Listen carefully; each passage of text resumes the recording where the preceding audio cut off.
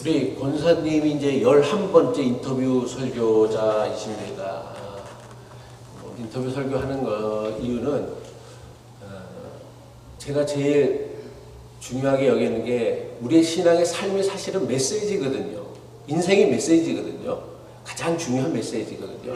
근데 그 삶이라는 것은 하루아침에 이루어지는 게 아니라 긴 인생의 여정들을 통해서 만들어지는 거예요. 그래서 신앙이라는 게 여정인 거고, 그리고 오랜 시간의 그 훈련과 연단들이 필요한 것이고, 그리고 우리가 하나님 앞에 설 때마다 내 삶이 세상을 향한 그리스도인으로서의 메시지가 되고 있는지를 생각해 보자라는 의미에서 인터뷰 설교를 준비하는 거고요. 그 다음에 인생을 살면서 이런 질문을 받아보실 일이 과연 몇 번이나 있을까 생각이 들어요. 그런데 여러분들도 한번 권사님한테만 묻는 질문이 아니라 목사가 나한테 이런 질문을, 아니면 누가 나한테 이런 질문을 했을 때 나는 어떻게 대답을 할 수 있을 것인가를 한번 생각을 해봤으면 좋겠다 생각합니다.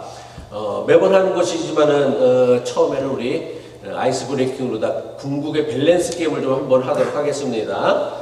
첫 번째, 육체의 딜레마입니다. 어떤 약을 먹겠습니까? 평생 이 약을 먹으면 암에 걸리지 않는다. 다른 거는 20년 젊게 보이고 멋있게 보이는 약. 근데 실제로 20년이 젊어지는 게 아니라 그냥 보이는 거. 보이는 게 지금 권사님이 60 좀 넘으셨죠? 네, 좀 넘었어요. 네. 근데 이제 남들이 보기에 저분 한 40대쯤 돼 보이네? 야, 너무 멋지다, 야. 뭐 여자들이 보면 막 저 오빠 너무 예쁜데 멋있는데 뭐 그런 소리 듣는 그런 약이 있다라고. 요새 이 영화 비슷한 것도 하나 나왔더라고요. 네. 어떤 걸 드시겠습니까? 저는 평생 암에 걸리지 않는 약을 선택했습니다. 평생 암에 걸리지 않느냐? 네. 예, 알겠습니다. 어떤 것이 더 힘듭니까? 내 말을 안 듣는 자식하고 내 마음을 몰라주는 아내. 글쎄요. 저는 내 마음을 몰라주는 아내가 더 힘들다. 그치, 뭐 자식이 하면 이제 떨어지는 아들인데 뭐 내 말 듣든 안 듣든 뭐. 어떤 능력을 더 원하십니까? 상처를 안 받는 마음을 원하십니까? 아니면 내가 상처를 받더라도 빨리 회복하여서 이전의 어떤 관계들을 유지할 수 있는 그런 마음을 원하십니까? 저는 살면서 상처를 안 받는 마음을 갖고 사는 게 더 현명한 삶 같아요. 상처를 안 받는 마음을 갖는 것. 그 다음에 하나님께 한 가지만 부탁한다 그러면 남은 인생에 어려움을 없게 해주세요 라는 것과 어떤 어려움에도 흔들리지 않게 해주세요. 그러니까 내 인생에 고난이 없게 해달라는 것과 내 인생에 비록 고난이 있더라도 그 고난에 내가 무너지지 아니하는 담대한 믿음을 주세요. 저는 속마음은 남은 인생에 어려움 없게 해주세요로 하고 싶고요. 속마음은 겉의 마음은 어떤 어려움도 흔들리지 않게 해주세요라고. 그 차이는 뭐예요? 사람이 좀 간사한 게 아닐까 싶어요. 일단은 그냥 솔직한 마음은 내 인생에 어떤 어려움은 없었으면 좋겠다라는 거. 마지막 5번째 질문입니다. 죽기 전에 우리가 한 사람에게 한마디를 전한다면 고마웠던 사람에게 정말 고마웠습니다 라고 말하고 싶습니까? 아니면 내가 정말 미안했던 사람에게 찾아가서 미안했어요 라고 말하고 싶어요? 저는 고마웠던 사람에게 고마웠다고 말하고 떠나는 게 마음이 편안할 것 같아요. 그렇게 고마웠다, 미처 못했던 사람에게 그 고마웠던 말씀을 하셨으면 좋겠다 얘기하셨습니다. 이제 본격적으로 인터뷰 질문하도록 하겠습니다. 우리 권사님께서는 한국에서 스케이트 선수와 코치로 활동하셨고 미국에 오셔서도 지금도 스케이트 코치를 하고 계신데 처음 스케이트를 시작하신 계기는 혹시 뭐였습니까? 뭐 단순한데요. 어려서 제가 사립학교를 다녔어요. 근데 사립학교에서 연못이 있었는데 겨울에 얼음이 얼어가지고 사립학교들은 이렇게 스포츠 활동을 수영, 뭐 이렇게 스키, 뭐 스케이트, 뭐 여러 가지 그런 거 하는데 그때 이제 우연히 초등학교 1학년부터 그걸 이제 배웠고 체육 선생님이 너 운동 잘한다 그러면서 한번 대회 나가볼래 그래가지고 그 사립학교 대학 무슨 대회가 있었어요. 당시에 한 2학년 때인가. 그래서 대회를 나갔는데 한 5명 나갔는데 3등을 했나 그랬는데 그 선생님이 너 소질 있다 야 이거 한번 해봐라 그래가지고 그래서 3학년부터 정식으로 선수생활을 시작했고 그리고 이제 요거 좀 가슴 아픈 사연인데 제가 3학년 때 엄마가 돌아가셨어요. 네. 그래갖고 저희 아버지가 아무래도 이런 걸 좀 운동을 시키면 좀 그런 걸 좀 있지 않을까 뭐 그런 생각을 하셨던 것 같아요. 그래서 그게 인연이 돼서 계속 했었어요. 하여튼 그럴 때 좀 마음 아픈 어린 시절이 있었습니다. 사실은. 그래도 사립학교를 다니셨으면 유복하신 가정이. 당시에는 저희 누님하고 저하고 사립학교 다녔고요. 네. 가세가 조금씩 끼울다 보니까 제 동생은 공립학교 다녔어요. 근데 이제 어머니가 돌아가시고 나서에 제 동생이 이제 우리 저희 집사람하고 동갑인데 그때부터는 가세가 좀 기울어지면서 공립학교에 보내셨더라고요. 그래서 예. 이제 선수를 하시다가 이제는 지도자가 됐잖아요. 선수였을 때와 지도자가 됐을 때에 가장 크게 달라진 생각이나 혹시 태도가 있으십니까? 글쎄요. 그거는 제가 이제 선생활을 초등학교 3학년부터 대학 4학년 때까지 한 거의 14년을 했는데 그냥 그때 당시에 저를 가르쳐주는 선생님들은 그냥 스파르타식 아니면 그냥 시킨 대로만 하는 그런 식으로 운동을 배우다가 대학 다니면서 그 코치론이라는 수업이 있었어요. 예. 근데 거기에서 그 과목 중에 그 인간주의적 접근이라는 그런 예. 걸 딱 보고서 제가 충격을 받았어요. 이게 사람을 인간주의적으로 대해도 가르칠 수가 있구나라는 게 교육학에서 나왔던 용어 같아요. 그래서 그걸 보고서 제가 이걸 내가 만약에 지도자가 된다면 이 방식으로 나는 아이들을 좀 지도하는 그런 코치가 되고 싶다라고 생각을 했고 그게 계기가 돼서 지도자 생활을 시작하게 된 거예요. 그러면 우리 권사님은 선수였을 때는 코치로부터 맞은 적도 있어요? 욕설을 듣거나 뭐 맞거나. 네, 욕설은 뭐 당연히 자주 들었고요. 네. 맞는 거는 사실 심하게 맞지는 않았어요. 선생님들한테는. 워낙 잘하셨기 때문에? 아니요, 이제 그게 아니고 선생님들은 그래도 어떻게 정죄하면서 때리시죠. 근데 이제 선배들이 좀 무식하게 때리는 경우도 선배들이? 있지. 네, 선배들이 좀 그런 게 있어서. 그러면 이제 권사님 이제 지도자가 되셨으니까 지도자가 돼서 혹시 가르치면서 아이들을 뭐 욕하거나 때리면서 가르치는 적은 거의 없었는데 한두 번 있었어요. 근데 그게 지금도 그 제자들한테 미안한 마음을 갖고 있어요. 지금 이제 물론 한국에 있을 때, 한국에 있었을 때, 미국에서는 이제 뭐 그런 건 거의 불가능하죠. 그죠? 그러니까 이제 뭐 정신력이 좀 막 떨어지고 네. 결정적인 순간에 부족하니까 나도 모르게 이렇게 막 진짜 제 기억으로 딱 2번이가 있었어요. 제 평생 지도자 생활 중에. 근데 좀 욕하고 지금도 후회하고. 근데 욕하고 좀 두드려 패면 좀 정신 바짝 차리지 않나요? 한국에서는 코치가 선수들한테 욕하는 건 그냥 비일비재하는 거고요. 그럼요. 지금도 하는 거죠. 지금은 여기서는 절대 못하죠. 저기서 절대 못하고. 근데 한국은 아직도 할 걸요 아마? 한국도 많이 이제 개선돼서 한국에서는 지금 아이들 때리다가 누가 신고하면 바로 지도자를 못해요. 이제는 많이 바뀌었죠. 학생들 가르치다 보면은 재능은 있지만 노력하지 않는 학생이 있고 재능은 부족해도 포기하지 않는 학생이 있죠. 권사님은 선수 시절 어느 쪽에 가까웠다고 생각하세요?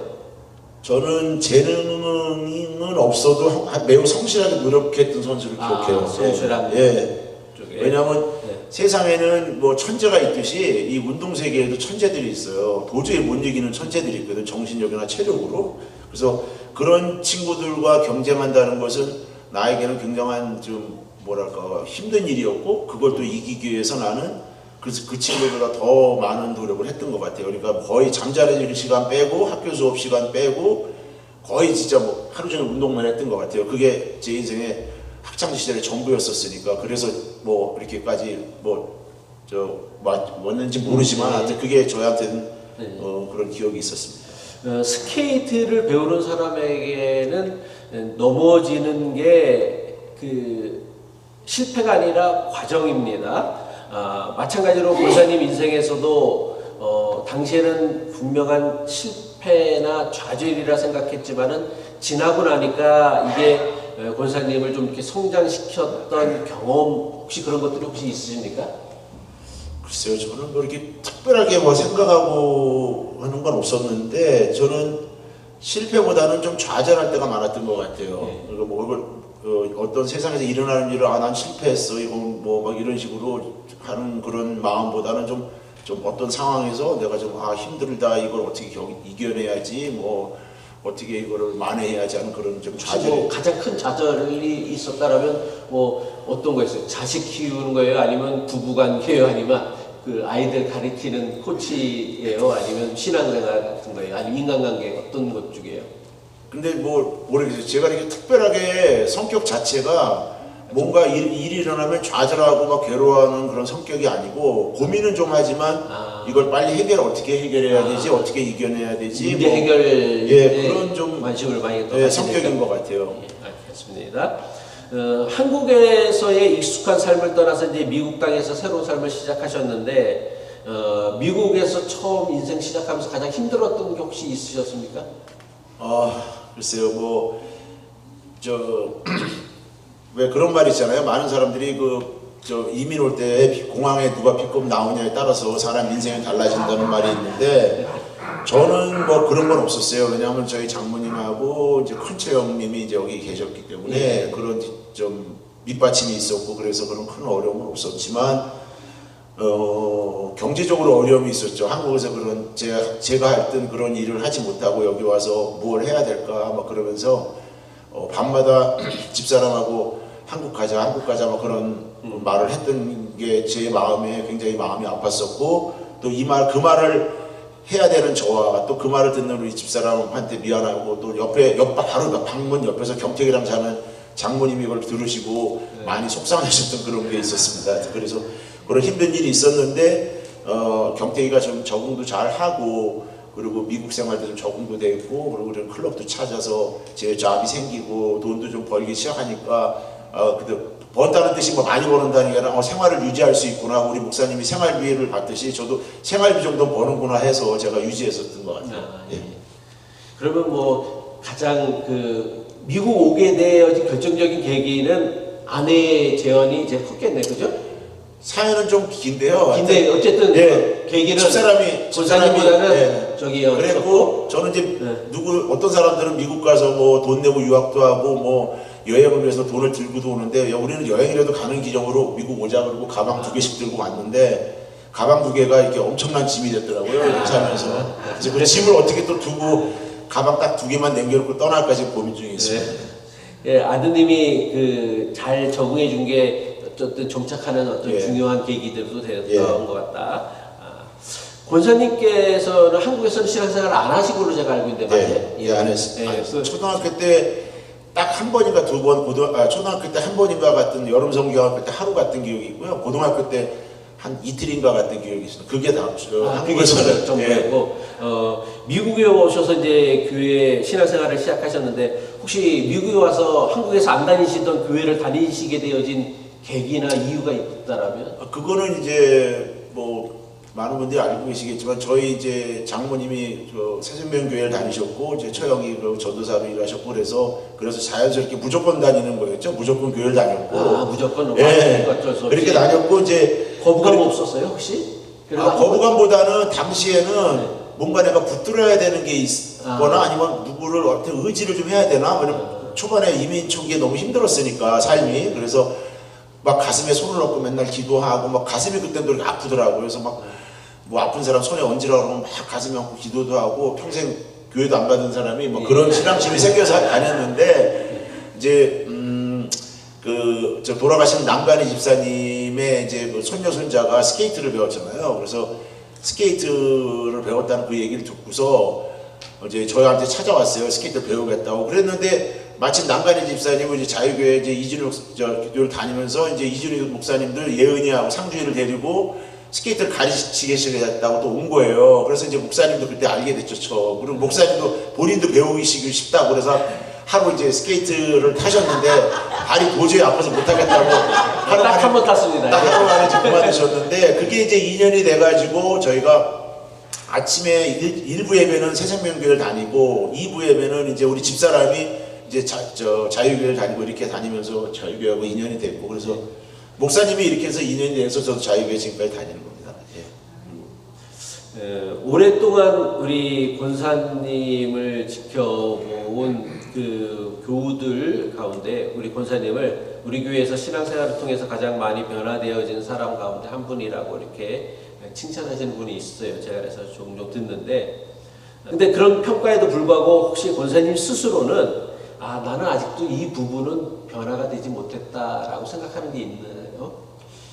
글쎄, 저는 사실 자유교회를 다니기 시작하면서 이제 목사님의 그 아침 목사나 설교 말씀 중에 가장 저한테 은혜롭게 다가왔던 거는 변화된 삶이라는 제목으로 주신 말씀이 저를 많이 이렇게 믿음이 강해지는 사람으로 저를 좀 성장시켜 왔던 것 같아요. 그래서 뭐 저한테는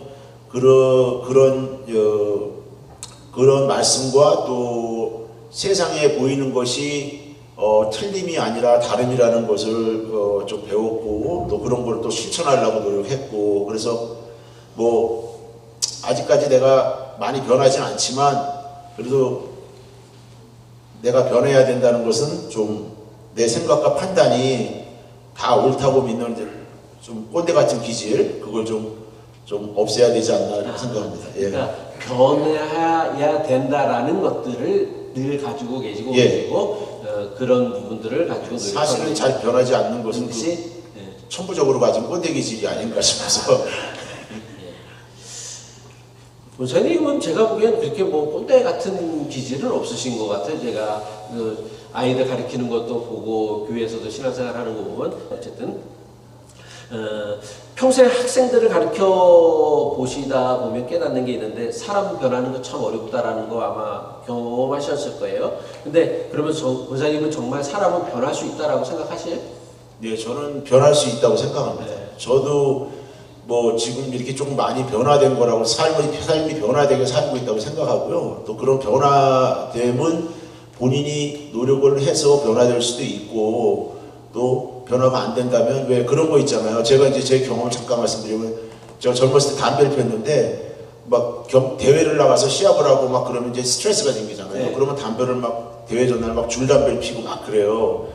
그러다 어느 날 갑자기 가슴이 막 찢어지게 아픈 거예요. 그래서 와 이러다가 내가 지금 와이프하고 아들 두고 떠나면 어떡하지 이러다가 갑자기 그날부로 담배 끊어버렸어요. 그래서 그런 것처럼 사람은 스스로 변화되려고 노력을 하더라도 어떤 동기유발이 안 되면 변화가 안 되는 것 같아요. 근데 막 결정적인 어떤 그런 나한테 충격요법이 닿으면 위기나 그러면 그때 그런 마음이 생기는 것 같아요. 그래서 하여튼 뭐 근데 두 가지인 것 같아요. 저는 근데 스스로는 변화되려고 무지하게 노력을 하고 있습니다. 사람마다 다르겠지만 어떠한 위기나 그런 상황이 발생했을 때 본인이 그거를 견뎌내거나 이겨내려고 하면 어떤 것 무엇이든지 해결할 수 있고 무엇이든지 변화될 수 있다고 생각을 해요. 저는. 변화될 수 있는 가능성은 어떤 사람들은 안 그러신 분들이 있겠지만 권사님은 오랫동안 다른 사람들을 훈련시키는 지도자로 살아왔습니다. 그런데 신앙생활을 시작한 후에 반대로 하나님께서 나를 훈련하신다라고 느꼈던 경험 혹시 있으세요? 글쎄요. 저는 하여튼 자유교회 다니면서 어떤 상황에도 이제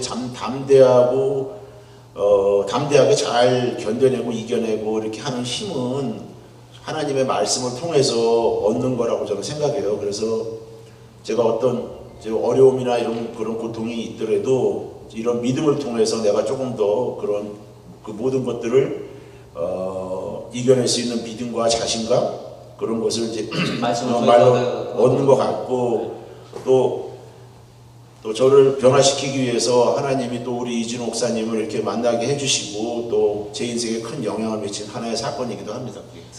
저하고의 만남이 좋은 만남이었던 그러면 제 인생을 많이 바르게 잡아주신 것 그렇게 같고 말씀해 주시면 너무 감사하고요. 착한 사람을 살 수 있게 도와주신 것 같아서 감사하게 생각합니다.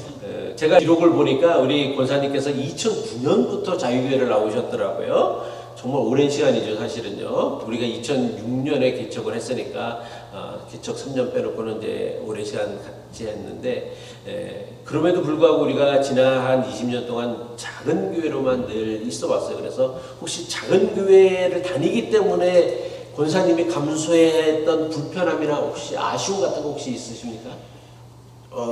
글쎄요. 작은 교회이기 때문에 뭐 불편하고 아쉽거나 하는 그런 마음은 솔직히 없습니다. 없습니다. 다만 왜냐하면 이제 우리 교회가 목사님의 비전과 약속과 말씀과 뭐 행동 또 언제나 바른 모습이 있었기 때문에 그것이 뭐 저를 비롯해서 우리 모든 교인들이 은혜라고 생각하고요.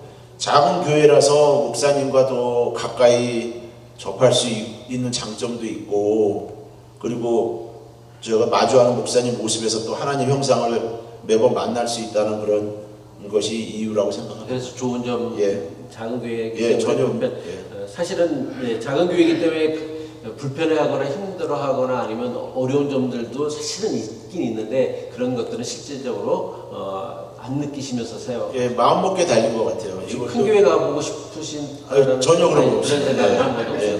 예, 감사합니다. 오랫동안 지켜본 다니시면서 출석하시면서 우리 교회 좋은 점도 있을 테고 아쉬운 점도 있을 텐데 뭐 좋은 점 빼놓고 아쉬운 점이 있다라면 혹시 뭐가 아쉬운 것 같아요? 뭐 얼마 전에 우리가 저 교회 창립 20주년 기념 예배를 드리고 이렇게 했지만 아직까지도 작은 교회로 모이고 있는 것이 좀 안타깝고요. 그리고 목사님이 하시는 그 목회 비전이나 하나님의 비전이 같다고 저는 보고요. 또 그래서 우리가 이 자유교회를 꼭 지켜나가고 또 이어나가야 한다고 저는 생각을 해요. 다만 뭐 교인들이 좀 더 생겼으면 좀 좋겠는데 잘 안 생기는 이유는 뭐라고 생각해요? 있던 사람이 나가고 글쎄 뭐 사적인 자리에서는 제가 막 허심탄회하게 말씀을 드릴 수 있겠는데 저는 안 생긴다기보다는 우리 교인들이 좀 전도를 좀 잘 열심히 안 하나? 뭐 그런 생각은 솔직히 조금 있고요. 저도 사실 그거에 대해서 좀 반성하는 건 있는데 그래도 그동안 많은 교인들이 우리 교회 다니셨는데 안 나오시는 교인들이 많은 거죠. 그분들이 아마 다 계셨으면 우리가 한 400~500명 될걸요. 그래서 400명씩은 아니고. 예, 하여튼 저는 그래서 뭐 모르겠어요. 제 생각에는 하여튼 그러면 나가는 이유는 있을 거 아니에요, 다. 근데 뭐 왜 그런 거죠. 이제 큰 물에서 물 조금 떠봐야 표시가 안 나는데 저희는 이제 항아리가 좀 작은 교회다 보니까 물을 조금 많이 빠져나간 것처럼 보이는 것 뿐이죠, 사실. 혹시 뭐 우리 교회가 앞으로 좀 더 바꿔야 될 거라고 생각하는 건 있으세요? 저는 그런 거는 없고요. 네. 목사님이 지금 해오신 것처럼 목회 활동을 우리 앞에서 이렇게 모범적으로 해주신다면 우리는 비록 우리 교회가 작더라도 좀 행복한 교회를 신앙생활도 할 수 있고 행복하게 삶을 영위할 수 있다고 생각해요. 다만 교인이 좀 더 늘면 우리 목사님 조금 더 행복하진 않을까? 그런 좀 바람은 좀 있습니다, 솔직히. 좀 더 늘면 저도 좀 더 행복해질 것 같긴 해요, 사실은. 우리 권사님께서 매주 안내하시고 꾸준히 하셨어요. 사실은 누구한테 부탁도 했는데 뭐 제대로 안 되고 그래갖고서 그리고 또 설교 녹화를 매주 하셔요. 그래서 권사님 없으면 제가 해야 될 정도로 그 일을 맡아서 할 수 없을 정도로 우리 교회가 좀 열악한 상황이긴 한데 혹시 제가 보기에 권사님만 나만 왜 이렇게 좀 힘들게 교회를 다녀야 돼, 공사를 많이 해야 돼라는 섭섭함이나 그런 건 없으세요? 저는 전혀 그런 거 없고요. 네. 진짜 기쁜 마음으로 하고 있고 그렇게 기쁜 마음을 할 수 있는 힘은 뭐라고 생각해요? 저는 속마음은 우리 자유교회와 이진우 목사님은 꼭 지켜드리고 싶은 마음이 속마음에 있습니다. 예, 감사합니다. 목사님 같은 분을 박수 좀 한번 쳐요, 진짜로. 목사님 같은 분을 우리가 알면서 이렇게 뵈면서도 이렇게 적은 수의 인원수 사람만이 안다는 것이 많이 안타깝고 그런데 저는 꼭 이렇게 모르겠어요. 언제일지 모르지만 하여튼 좀 목사님이나 자유교회를 잘 지켜나갔으면 하는 그런 마음, 솔선수범하는 마음으로 지금 하고 섬기고 있습니다. 감사합니다. 지난주에 아드님을 결혼시키셨습니다. 결혼식 날 아들을 바라보면서 가장 크게 느꼈던 감정이 뭐예요? 혹시? 감정은 행복한 거 감정이 있었습니다. 행복한 거 있어요. 네. 그러면 아들을 키워온 시간을 돌아볼 때 내가 참 아들을 이렇게 했던 거는 참 잘했다라는 생각. 내가 아들을 키우면서 이건 참 잘했다. 그리고 반대로 다시 한번 내가 아들을 키울 수 있는 기회가 있다라면 이 부분은 내가 고쳐서 해야 되는 혹시 그런 것들이 있으신가요? 일단은 경택이 같은 저와 집사람의 손을 떠나서 가정을 이루고 또 세상에 첫 발을 내딛는 게 너무 자랑스러웠고요. 그리고 기쁘고 행복했고 또 경택이하고 며느리 혜수가 또 항상 요번에 결혼식 통해서 계속 자랑스럽다, 고맙다, 뭐 사랑한다 이런 말만 뭐 너무 기분이 좋았었으니까 그렇게 했던 것 같고, 경태기를 어린 시절에 제가 그 스케이트를 스케이트장, 왜냐면 이제 경태기 케어할 수 있는 사람이 없다 보니까 집에다 둘 수는 없고, 그래서 제가 운동할 때 같이 저 운동같이 따라다니면서 운동을 시켰는데, 그때마다 차 안에서 제가 좀 조언을, 좋게 얘기하면 조언이고 나쁘게 하면 잔소리를 꾸준하게 거의 한 10여 년을 했죠. 저희 재수를 떠날 때까지. 근데 그게 저한테는 굉장히, 경태기한테는 좋은 아이를 갖다가 잘 붙드는데 역할을 했다라고 생각을 하는데, 경태기는 좀 그런 것이 좀 잔소리로 많이 들렸나 봐요. 그래서 항상 그런 것이 있었는데, 저는 지금도 그거 했던 그 말이, 그 대화가 경태기가 많이 힘들고 어려울 때 그래도 중심을 잡아주고, 또 우리가 집안에 이제 여러 가지 일이 있었을 때, 힘든 일도 있을 때 경태기가 어긋나지 않고 바르게 컸던 것 같아요. 그래서 그거에 대해서는 저는 잘했다고, 경태기는 싫어했겠지만 저는 잘했다고 생각하고, 그리고 혹시라도 이제 다시 이런 기회가 주어진다면 제가 그런 걸 좀 줄여야겠죠. 조금은 줄여야 근데 제가 혹시 이제 손자가 나거나 손녀가 나면 이제 줄여서 하려고요. 알겠습니다. 장성하여서 결혼한 아들에게 이제는 말로 가르치는 것보다는 이제 삶으로 아마 보여주시는 게 더 중요하다고 생각합니다. 먼 훗날 우리 아드님과 며느리가 우리 권사님을 회고하면서 우리 아버지에게 이거 하나만큼은 분명히 잘 배웠다라고 말했으면 좋은 거, 그리고 권사님이 이거를 내가 자녀들한테 보여주고 싶은 게 있다라면 뭐예요?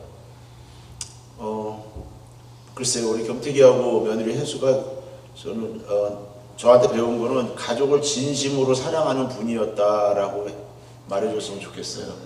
와이프를 정말 사랑하고 아끼는 분이었다라는 거? 와이프뿐만 아니라 가족 모두를, 가족을 위해서 저는 모든 거 할 수 있다라는 그런 생각을 지금도 갖고 있거든요. 그런 아빠였다. 그리고 그것을 잘 배웠으면 좋겠다. 알겠습니다. 그리고 이제 하나 더 한다면, 세상을 좀 지혜롭게 살면서 좀 자족하는 마음으로 욕심내지 않고 자족하는 마음을 갖는 거, 뭐 그런 걸 하면 좋겠다 생각합니다. 선수와 코치, 그리고 이민자와 지도자, 남편과 아버지, 그리고 그리스도인으로서 살아온 인생의 여정 가운데 지금 권사님이 생각하는 잘 산 인생은 어떤 인생이라 생각하십니까? 그리고 앞으로 어떤 그리스도인으로 살아가고 싶으십니까? 어떤 게 잘 살았다? 어떻게 권사님 스스로 인생을 돌이켜 볼 때 나 참 잘 살았다 생각돼요? 아니면 좀 후회는 남는다 생각되세요? 저는 잘 살았다고 생각하고요.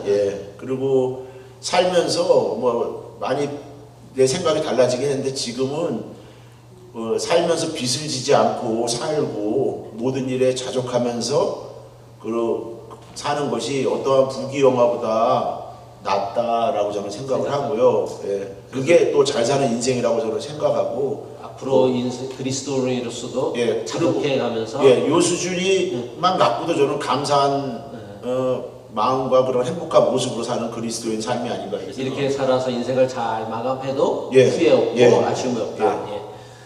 혹시 남은 생애를 생각하실 때 권사님이 가장 두려워하거나 마음에 걸리는 것 있으십니까?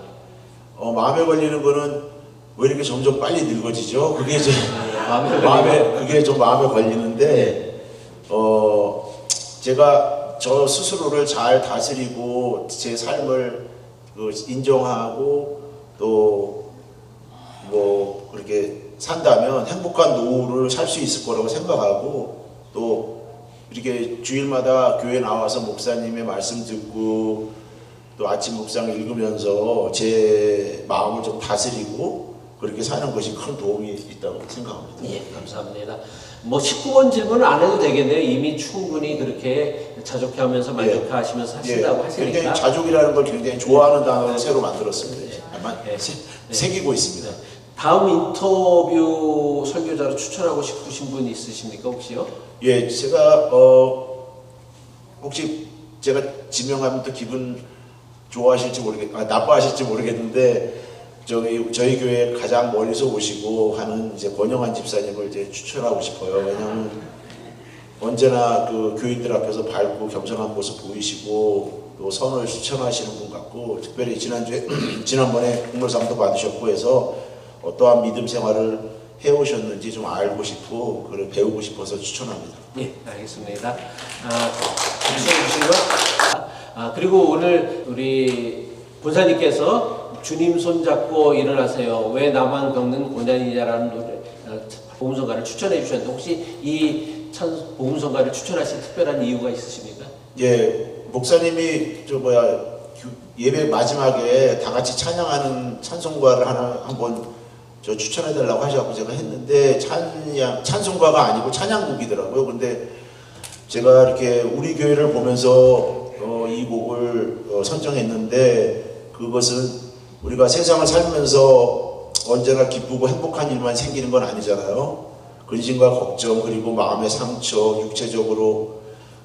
유체적인 고통으로 또 우리는 우울해지고 슬퍼지고 좌절하게 되고 그러는데 또 우리 주 하나님이 우리의 몸 안에 계시고 내가 바라보는 모든 곳에서 언제나 지켜보고 계시기 때문에 우리는 그리스도의 믿음을 갖고 기도하면 그 어떤 슬픔과 고통도 이겨낼 수 있다고 생각합니다.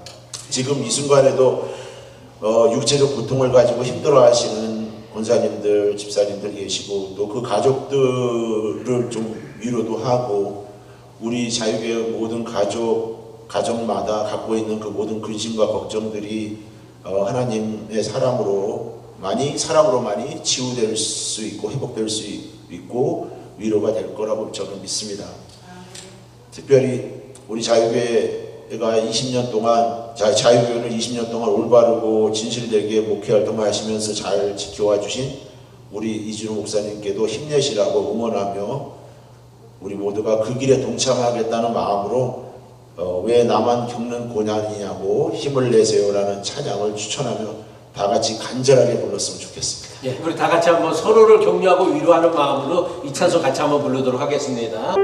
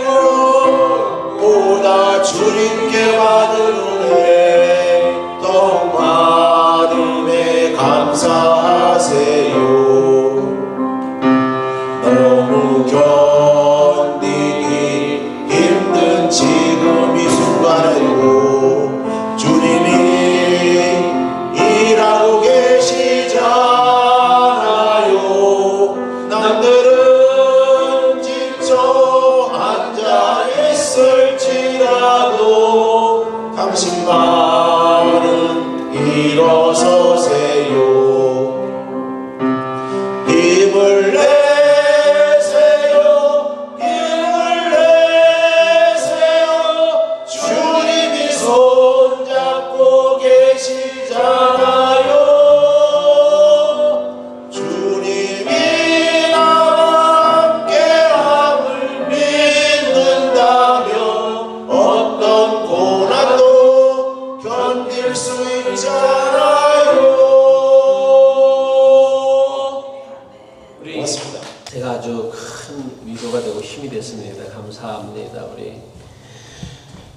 성경 말씀 같이 보도록 하겠습니다. 같이 읽겠습니다. 시작. 그들이 잠시 자기의 뜻대로 우리를 징계하였거니와 오직 하나님은 우리의 유익을 위하여 그의 거룩하심에 참여하게 하시느니라. 무릇 징계가 당시에는 즐거워 보이지 않고 슬퍼 보이나 후에 그로 말미암아 연단받은 자들의 의와 평강의 열매를 맺느니라. 아멘.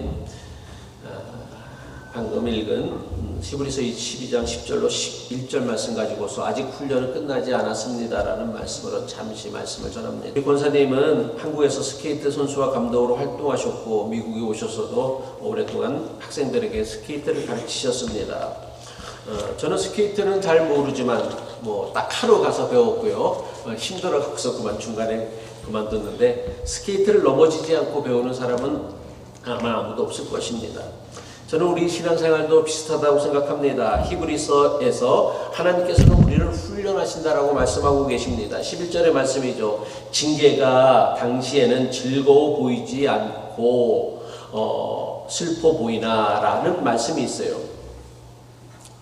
여기서 징계는 잘못한 사람을 벌주는 쳐버리기보다는 자녀들을 바른 길로 길러내는 교육과 훈련에 더 가까운 말입니다. 권사님께서 학생들에게 어려운 훈련을 시키실 때마다 학생들은 아마 이렇게 생각할지도 모를 것입니다. 아이고 우리 선생님은 왜 이렇게 나한테 힘든 일을 시키지? 왜 나만 미워하시지? 그런데 어떤 지도자도 학생을 미워해서 훈련시키시는 지도자는 없을 것입니다. 지금의 모습보다 더 나아지기를 질 수 있다는 것을 경험으로 알고 꾸준히 반복되어진 가르침을 통하여 알고 있기 때문에 훈련시키는 것입니다.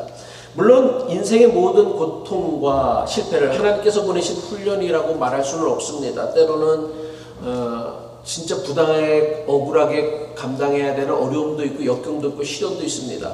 그러나 우리가 한 가지 분명한 사실은 하나님께서는 우리가 원하든 원하지 않든 현실 속에서 그 어떤 상황에서도 우리를 결코 홀로 남겨두지 않는다라는 것입니다. 그 아픈 경험 중에서도 우리가 무너지지 않도록 붙드시고 때로는 우리가 미처 보지 못했던 것들을 보면서 배우게 하신다라는 것이죠. 그래서 히브리서는 우리에게 말씀하고 있습니다. 후에 그로 말미암아 연단받은 자들은 의와 평강의 열매를 맺느니라. 훈련의 목적은 고생이 아니라 고통이 아니라 벌이 아니라 변화입니다. 그러면 신앙생활을 오래 한 사람은 과연 무엇이 달라져야 합니까? 권사님을 오래 하신 교우 가운데 어떤 분들이 권사님을 이렇게 평가합니다. 우리 교회에서 신앙생활을 통해서 가장 많이 변화된 사람 가운데 한 분이다라고 평가하십니다. 저도 그 말 듣고 생각했습니다. 이것이야말로 그리스도인이 들을 수 있는 참 좋은 칭찬이 아닐까 생각합니다. 교회 오래 다닌 사람, 직분 높은 사람, 봉사 많이 하는 사람, 물론 이것도 대단히 감사한 일입니다. 하지만 그것보다 더 중요한 것은 예수 믿고 사람이 달라졌다. 저는 이것이야말로 오늘 우리 그리스도인들이 보여줘야 될 최고의 영광이고 또 우리가 예수 믿고 당신 참 많이 달라졌습니다 라는 것은 우리가 받을 수 있는 최고의 칭찬이다라고 생각합니다. 그런데 아직 훈련은 끝나지 않았습니다. 우리 권사님이 여전히 환갑이 넘어서도 아이들을 가르치고 또 아이들을 끊임없이 훈련시키는 것처럼 아직 훈련은 끝나지 않았어요. 아마 권사님께서 학생들을 가르치면서 이런 말씀 많이 하셨지 않았을까 생각합니다. 야, 한 번만 더 해보자. 한 번만 좀 더 뛰어보자. 아마 학생들 입장에서는 제일 듣기 싫었던 말일 수도 있었을 것입니다. 선생님 이제 그만하면 됐잖아요. 그런데 코치는 알죠. 얘가 조금만 더 하면 더 잘할 수 있다는 것을. 저는 하나님께서 우리에게도 그러시는 것 같습니다. 한 번만 더 사랑해 보아라. 한 번만 더 네 고집을 좀 내려놓아 보아라. 네가 잘못됐다라면 네가 먼저 가서 한번 미안했다고 사과해 보아라. 왜 이렇게 우리에게 감동을 주실까요? 우리를 괴롭히기 위해서가 아니다라는 거예요. 오늘 성경이 우리에게 말씀하는 것처럼 주님의 거룩하심에 참여하게 하기 위해서라는 것입니다. 젊었을 때는 선수와 지도자로서 무엇을 이룰 것인가가 제일 중요했다라면 인생 후반부에는 나는 어떤 사람이 되어갈 것인가 라는 것이 인생에 있어서 저는 가장 중요한 질문이다라고 생각합니다. 오늘 인터뷰의 주인공은 이창호 권사님이지만 이 질문은 우리 모두를 향한 질문이다라는 거예요. 우리는 여전히 넘어지고 똑같은 실수를 반복합니다. 그러나 넘어졌다고 해서 훈련에서 탈락하는 것은 아니다라는 사실이에요. 다시 일어나면 되는 거예요. 하나님은 넘어졌다고 우리를 포기하지 않아요. 실패했다고 좌절했다고 포기하지 않으십니다. 다시 일어나면 돼요. 왜? 아직 우리의 훈련은 끝나지 않았기 때문이다라는 것이죠. 아직 훈련이 끝나지 않았다라는 것은 우리가 아직 부족하다라는 하나님의 정죄가 아닙니다. 하나님께서 아직 우리를, 나를 포기하지 않으셨다라는 예수 그리스도의 복음, 가장 기쁜 소식이다라는 것이죠. 넘어질 때마다 우리의 곁으로 오셔서 손을 내미시는 그 주님을 의지하여 인생의 마지막까지 어제보다 오늘 조금 더 예수 그리스도를 닮아가는 존귀한 인생이 되어지기를 이 아침 주님의 이름으로 간절히 축복합니다. 기도하겠습니다. 넘어진 우리를, 좌절한 우리를, 낙심한 우리를 정죄하지 아니하시고 끝까지 다시 손 내밀어 주시는 하나님 아버지, 오래 믿었다는 자랑에 머물지 않고 말씀과 성령의 손길 안에서 오늘도 새롭게 변화되게 하옵소서. 아직 잘 변화되지 않는 우리를 포기하지 마시고 인생의 마지막까지 조금 더 듣고 조금 더 살아가며 조금 더 예수님을 닮아 의와 평강의 열매를 맺어가는 그리스도인이 되게 하여 주옵소서. 예수 그리스도의 이름으로 기도하옵나이다. 아멘.